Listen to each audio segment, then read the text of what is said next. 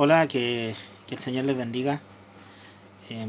Contento de poder saludarles. La verdad es que hace tiempo no hacía esto, pero le doy gracias al Señor de que Él pone a personas que tienen la inquietud de animarnos y motivarnos a hacerlo. Que Dios bendiga a esa persona. También no lo podía hacer por temas de ocupación y de muchas cosas que me tocó hacer en el fin de año, pero quisiera de nuevo compartir con ustedes esto y que fuera constante. La verdad es que está en el canal de YouTube, pero es bueno compartir lo que el Señor te entrega. La verdad es que hace un poco rato estaba meditando, conversando eh, de este tema acerca del Espíritu Santo y del hablar en lenguas, que es un tema un poco controversial dentro de la iglesia, dentro de las congregaciones. Y yo quisiera tomar lo que dice el apóstol Pablo en el libro de Primera de Corintios, en el capítulo 13, en el verso 1 y 2 dice así, dice: si yo hablase lenguas humanas o angelicales y no tengo amor, vengo a ser como el metal que resuena o címbalo que retiñe. Y si tuviese profecía y entendiere todos los misterios y toda la ciencia, y si tuviese toda la fe, de tal manera que trasladase los montes y no tengo amor, nada soy. Em, Hay algo que uno de mis mentores o pastores que yo considero maestros en mi vida me enseñó, y es algo muy interesante y que a mí me impactó cuando lo escuché. Y él me decía: la doctrina no tiene que ser la del hablar en lenguas, la doctrina tiene que ser la del Espíritu Santo. ¿Por qué? Hay mucha gente que habla en lenguas, pero no todas las lenguas vienen de Dios. Incluso, por esto tomo este versículo, porque el apóstol Pablo dice: incluso si yo hablase lenguas humanas o angelicales. Eh, Dentro de unas prácticas que se hacía en la iglesia antes, una mala práctica que se hacía, era que a la gente se le enseñaba a hablar en lenguas, lo cual no es bíblico. La Biblia dice en el libro de Hechos capítulo 2 que Dios le dio lenguas repartidas, ¿cierto? Dice lenguas repartidas como fuego, como de fuego, y empezaron ellos a hablar en otras lenguas cuando el Espíritu Santo viene a Pedro y a los que estaban ahí en el aposento alto. Dice que los griegos, la gente de otros países que estaba allí, eh, escuchaban hablar en su lengua y se maravillaban de ellos porque eran judíos que hablaran su lengua, hablaban en árabe, hablaban en, no sé, en las lenguas que existían en ese tiempo.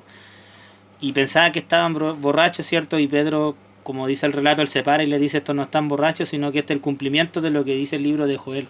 Pero las lenguas fueron repartidas por Dios, no fue algo que se enseñó, no fue algo que la gente le enseñaron. Y tristemente vimos, o se sigue viendo, que mucha gente que habla en lenguas, pero su vida no cambia, su vida no es transformada. Y si hay algo que produce el Espíritu Santo en nuestras vidas es un cambio.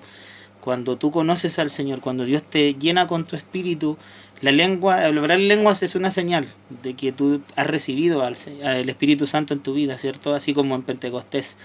Eh, Hay temas que la Biblia habla, ¿cierto? De que se habla en lenguas. De hecho, cuando el apóstol Pablo se encuentra a unos discípulos de Juan que no habían ni siquiera habían escuchado hablar del Espíritu Santo y de lo que había pasado después con Jesús, y después que muere Juan el Bautista, ellos se dispersan. Entonces Pablo dice que los unge y ellos reciben el Espíritu Santo y hablan en otras lenguas.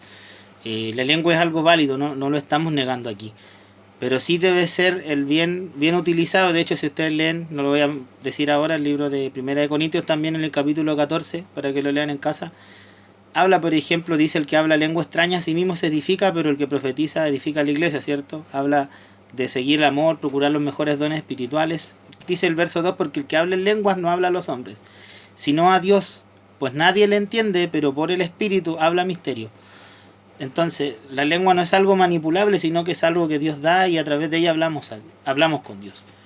Pero el Espíritu Santo es mucho más que eso. El libro de Gálatas habla del fruto del Espíritu y habla del amor, del gozo, ¿cierto? Eso está en Gálatas en el capítulo 5 y habla del gozo, ¿cierto? Dice: el fruto del Espíritu, Gálatas 5:22, es amor, gozo, paz, paciencia, benignidad, bondad, fe, mansedumbre y templanza. Contra tales cosas no hay ley. Si se da cuenta, es un cambio, son características que tiene alguien que ha recibido de verdad y que manifiesta en su vida el fruto del Espíritu Santo. El fruto es algo que crece, es algo que se logra con el tiempo y produce un cambio y nos da valores y le da un verdadero sentido en nuestra vida porque es Dios obrando dentro de nosotros. Él dijo que Él se iba a ir, pero iba a venir, que enviaría otro consolador. Así que eso quería compartirles, espero que les pueda quedar claro y pueda quedar grabado en sus corazones. Que Dios les bendiga.